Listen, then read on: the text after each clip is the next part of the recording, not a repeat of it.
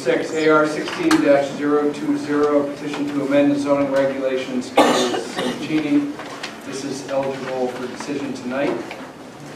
I just need to make sure, Christine, you listened to all the tapes. I believe you're the only one not here. She has said that Chris had to listen to the beginning of the tape. Chris and Christine have said that both are eligible. I would entertain a motion to approve or deny any or part thereof this zoning regulation change.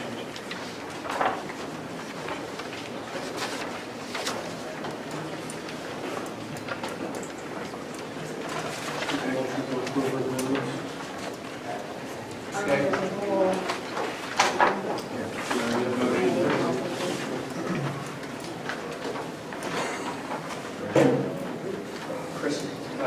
Mr. Ediskovich, our secretary, is going to read the pre-drafted motion.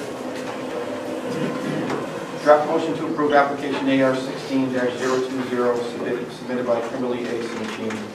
Petition to amend the zoning regulations 10.52.2 contractors business and storage yards standards and requirements in section 10.52.3 contractors business and storage yards procedures to modify the standards an applicant would need to meet to seek approval for a contractor storage yard. Part 1 preamble. Clinton Planning and Zoning Commission received an application for amendments to the Clinton zoning regulations submitted by Kimberly A. Simoncini to reduce required fencing of a contractor storage yard from 14 feet to 6 feet and to allow a natural barrier composed of native species to be used instead of a fence.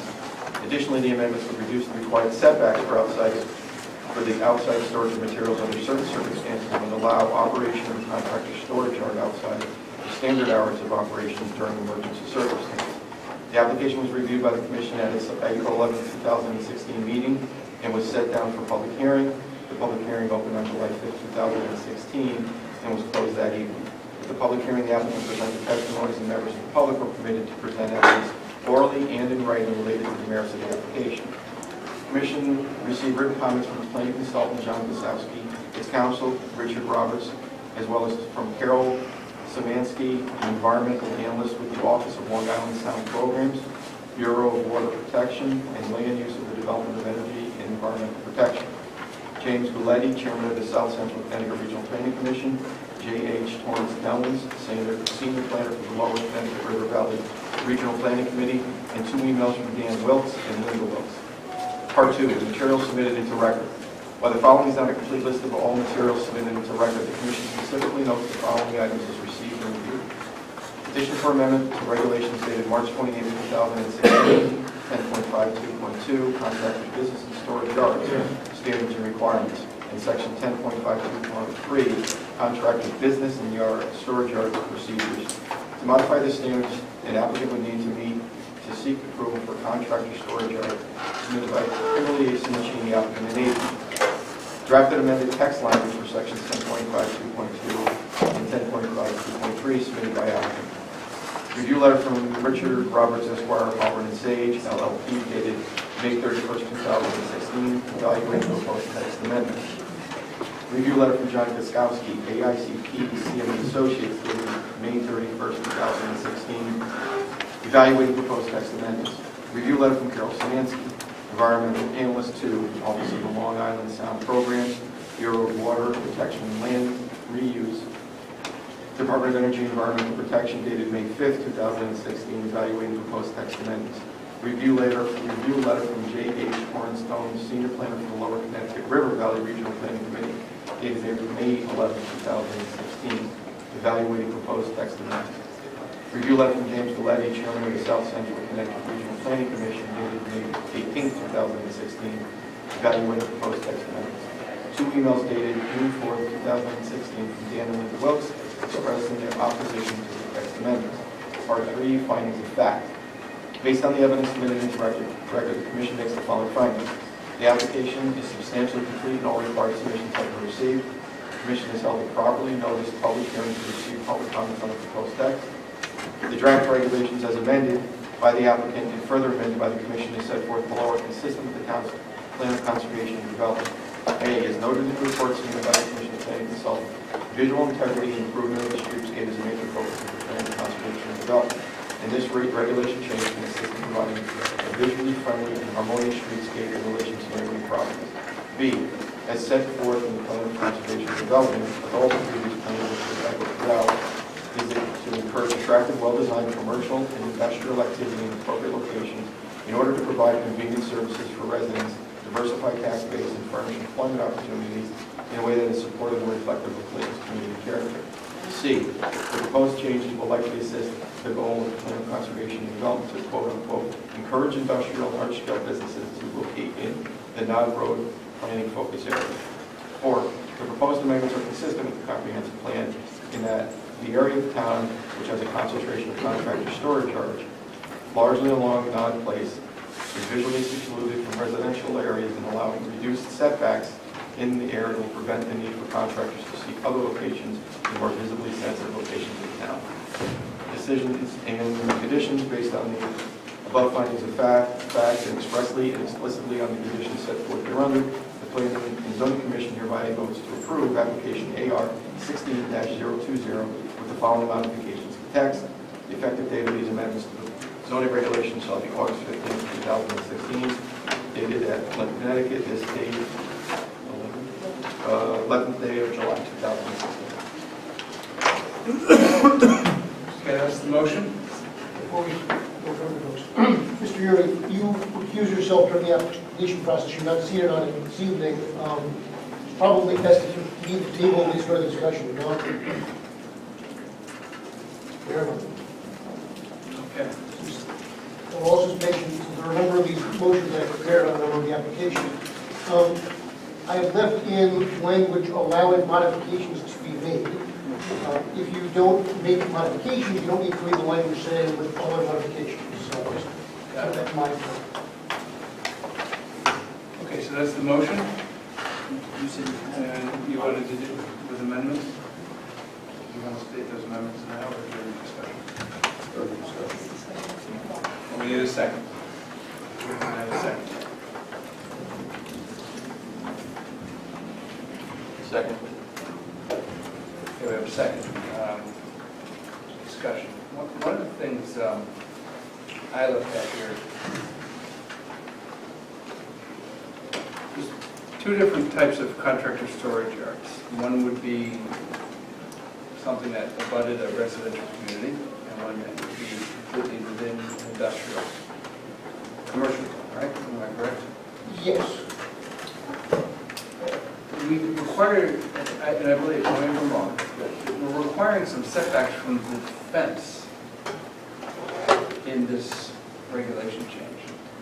The setbacks are different. It says right in there expressly for residential, abutting residential properties versus commercial and industrial properties. So there will still be a 50-foot setback on the All residential districts. all residential districts. Or would the setback be in the commercial, from the fence?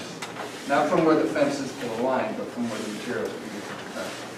There's no setback, No no setback. fence, and no materials. So there's the setback for the, what is the setback for the The outside storage. commercial? It depends on the zone. Is it, That's before I-1 and I-2. well, let's see, so B4 is 10, I1 is 10.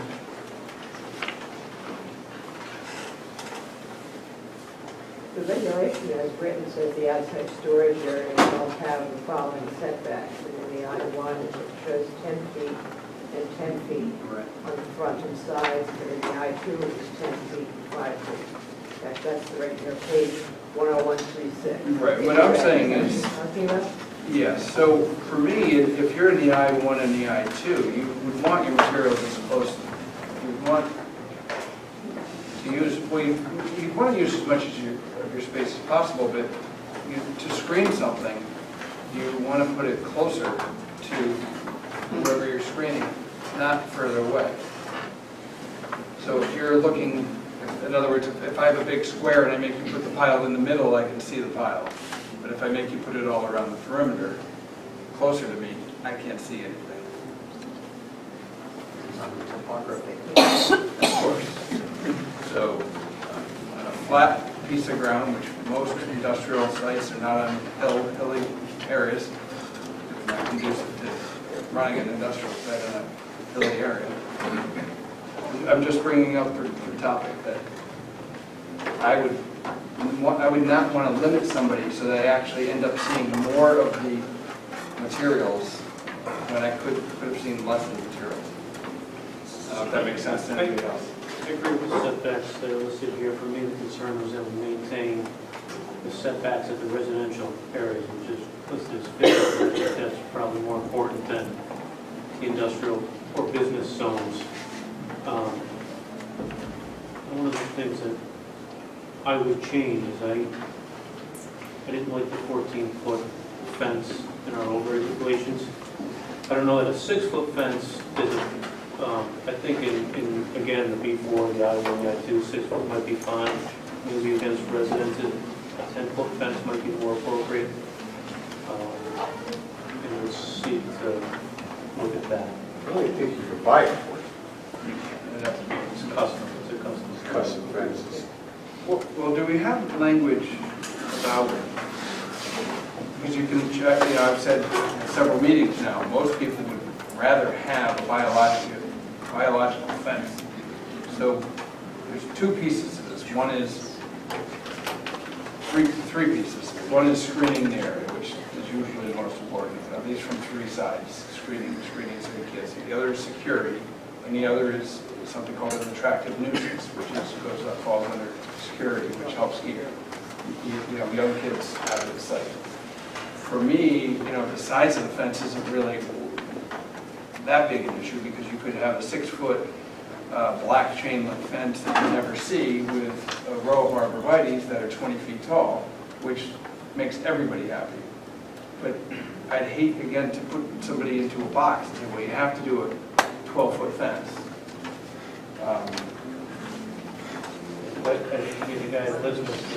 I'm not saying that, I don't believe, of equipment that drives in.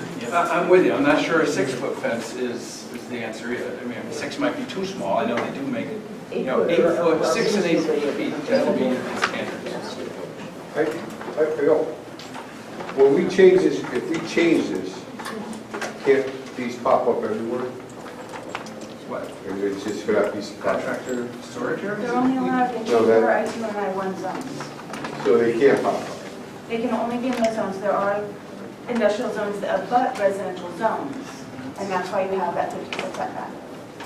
We already have, I'm sorry, go ahead. No, so let's just say you want to open up a new contractor storage yard, it's in an I2 zone, and the I2 zone abuts a residential zone, Then you have to have a 50-foot setback on that side. but not necessarily if it abuts a residence that's just happens to be grandfathered into that zone. That's, So you could open one up? We could open up one up anyway.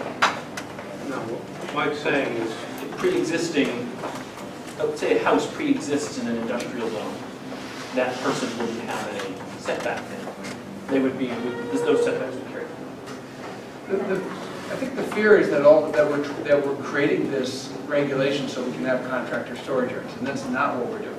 We already have contractor storage yards. That's how our roads get built. That's how people store stuff. What we're trying to do is clean up the regulation so that we have the best of all worlds, so that the people living next to a contractor storage yard already can, or next to an industrial zone already, can be a little bit protected from the sound and from the sight. Yeah, I understand. I've been in the business for a long time. I'm just saying, when we approved Neri, lumber yard, we approved it. That is industrial. I'm just going to play devil's advocate. And we know what screening does. We know what the noise is. We're on the street. I'm not against contractors. I know people. I know they're a vital part, intricate part of our community. This is at the end of the street that people came to voice. And I just playing devil's advocate that, so they're going to start screaming. You have to make hours. It's two different things. It's not. It is. We approve. We're approving for that piece, that parcel. We're not approving screening. Mr. Neri's out You mentioned it. screening. On the fence, not material. Screening means I can't see my neighbor, not screening material. The question is, if we do, let's just take the fence, for example. Does everybody want 14-foot tall fences No. springing up all over town? No, I think we found that it's basically impractical. You know, it's unrealistic. It's not a fence, it's a structure. Sound better. It's not a Very fence. true. Over 8 feet, right, Julie? Over 6. Over So we 6, found this problem in our regulations. it's not a structure. It's a structure. Under 6 is not a structure, over 6 is a structure. Yeah. What the problem we start to run into, while I empathize with the applicant's desire to change it, we have zoning in this town that is just a mishmash. You have residents and business, industrial zones all over town. It's very problematic to try to change zoning and not impact them.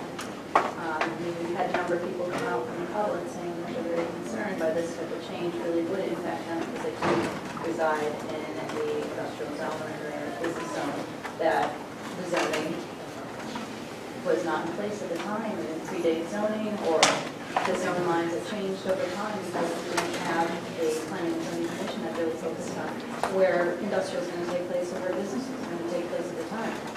And we allowed residential to encroach on those areas. And we're trying to tackle that now with town plan, but I feel like this could end up being a Band-Aid, and then the Band-Aid will burst opening or end up with a much bigger problem later down the line. But it could be seen the other way as well. If you take Bonnie Lane and Founder's Village, that was industrial. So somebody at some point sat in this room and thought it would be a good idea to stick residents right in the middle of industrial. Not their fault. Now they turn around and say, well, look at all this industry around me. I don't want to see it, I don't want to hear it. Well, the people trying to run the industries are saying, well, why did they allow houses to be put there? Those houses should have been put there. And I think our job is to clean all of it up and say, okay, it's not perfect. Let's start with, we all don't want to see a 14-foot tall fence on Main Street. Right now, we are requiring one of our applicants, right, to put a 14-foot tall fence on Main Street.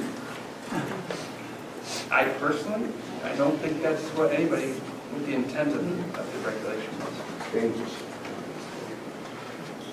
Look at a hurricane. Yeah, the natural plantings will deal with the short, if properly structured, would deal with the visual question. But there are sound transmission questions and security questions and all those other things. And we don't regulate the height of either equipment, is that correct, Eric? Or the height of the piles of, We regulate the height of piles. Height of equipment, we don't regulate. what is the limit? Um, I don't know off the top of my head. Hang on.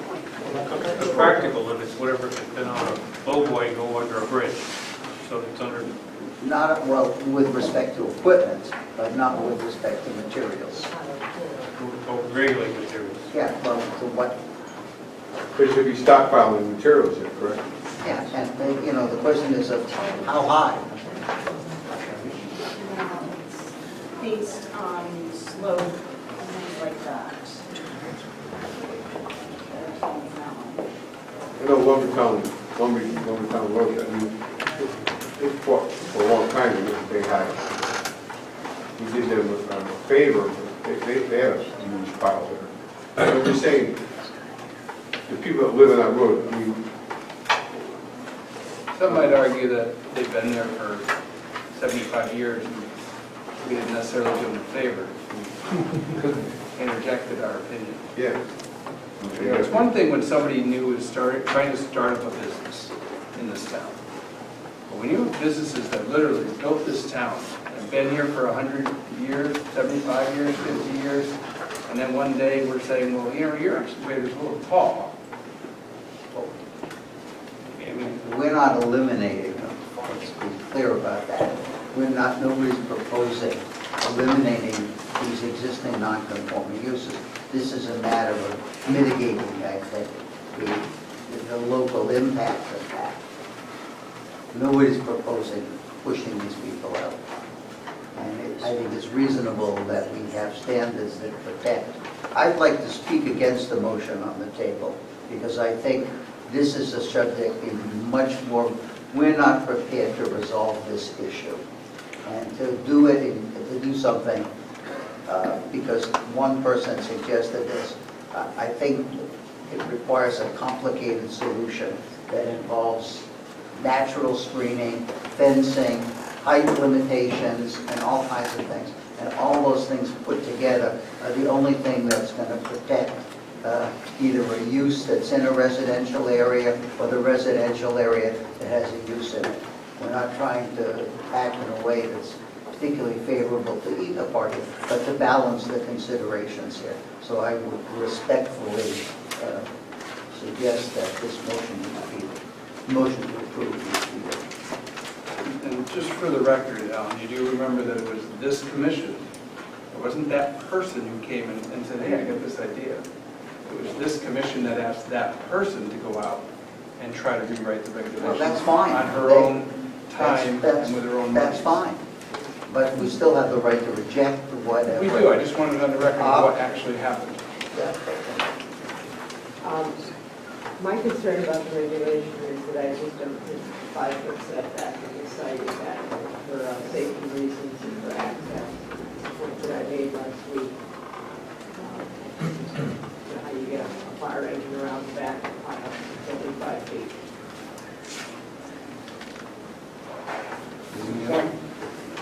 Any other discussion?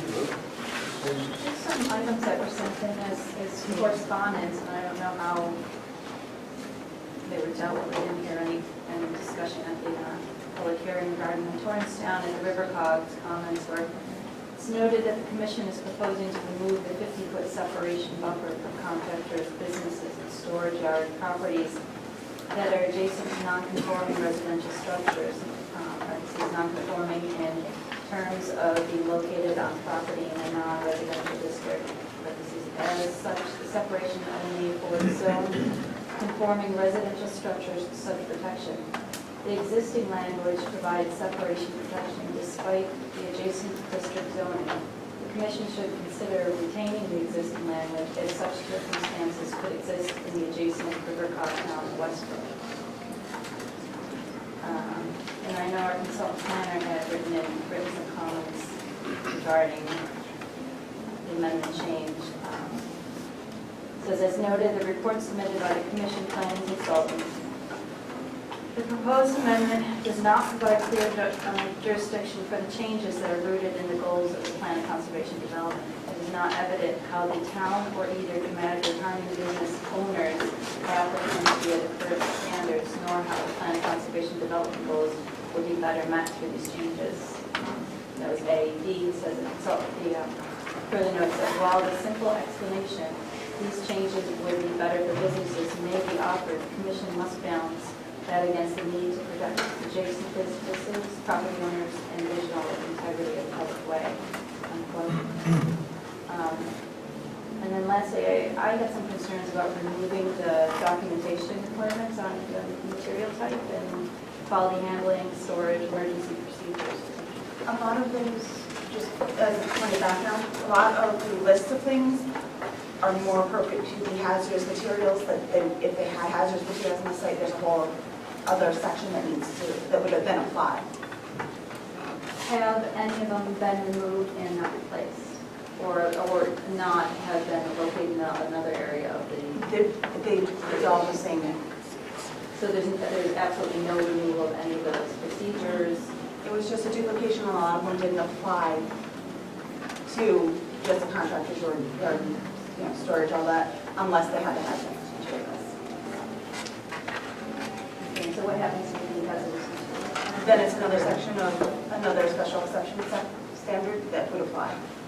So they would have, if they want to do a contractor's yard with hazardous materials, they have to apply under this section and that other section. Just like if they want to do stockpiling materials, this section and that other section. So it could in theory be all three. Not to mention, it would probably need state and federal permits. But it's right, No such severe violation. right. We're not qualified. It was really just, it didn't apply to a lot of what would happen on just a contractor's business and storage yard. It was more, So it's just, okay, yeah, I understand that. I just thought I'd point that part out because once we looked at it, it was just, it didn't make sense. On a practical level. Anybody else? To keep the context of what our consultant planner wrote, he also said support for the proposed amendment, including modifying the setback requirements for storage areas by district. So it wasn't all negative, as well as the support of modifying the fence height, although not necessarily the support of 6 feet.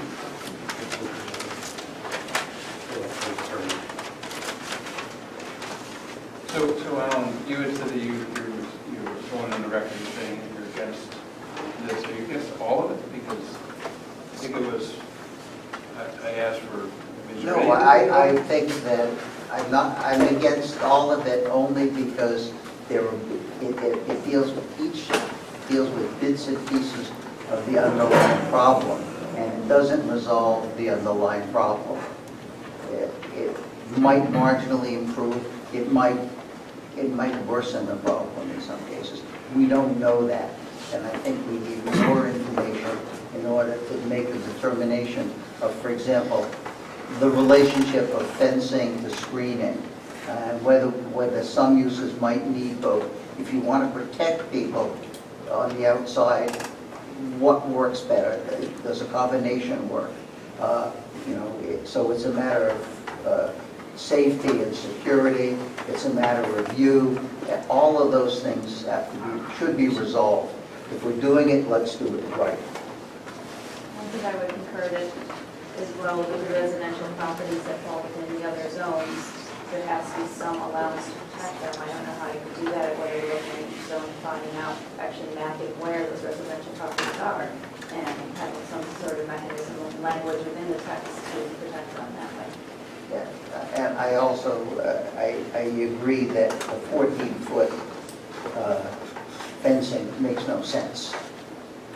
But I'm looking for something that will solve the problems on both sides, and I don't think we've come up with it in this resolution, the motion that's before us.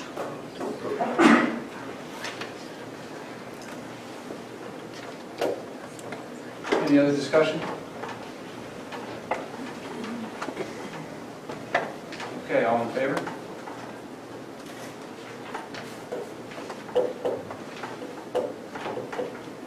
Against?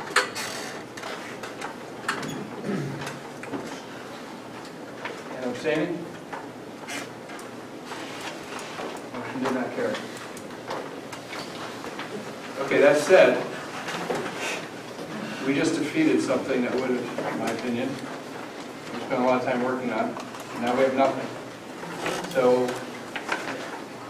the applicant did their duty, and everybody who voted no. Hopefully we can all get to work. There's a lot to do, and we can bring it back and balance it.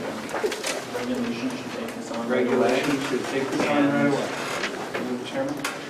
You can fix, Gary, you can modify. But I think in his absence, I he am. sort of become the representative. So I think this should go to number 1 agenda, considering the amount of work that was put into it. Mike, you could make this work.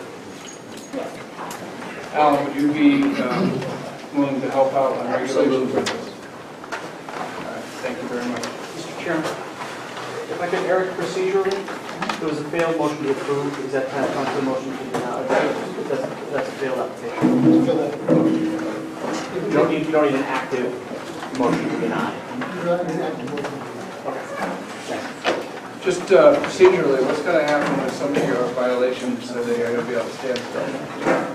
They proceeded to roll over the violations. Or could we make a motion to, Right now, he needs to enforce 14-foot tall fences and they need to go up. We just did that. Well, let me say this. let's be practical. Zoning enforcement is a discretionary feature of what I do. I have a limited number of hours and a limited number of priorities I can spend my time on. If the direction from this commission is that zoning against 14-foot high fences should be a relatively low priority of mine, I understand that, and I will make that a low priority. Please make it a low priority. But I need some direction from this commission as to where to spend my time. So that's, I need a show of hands of who would like to kind of have the zoning officer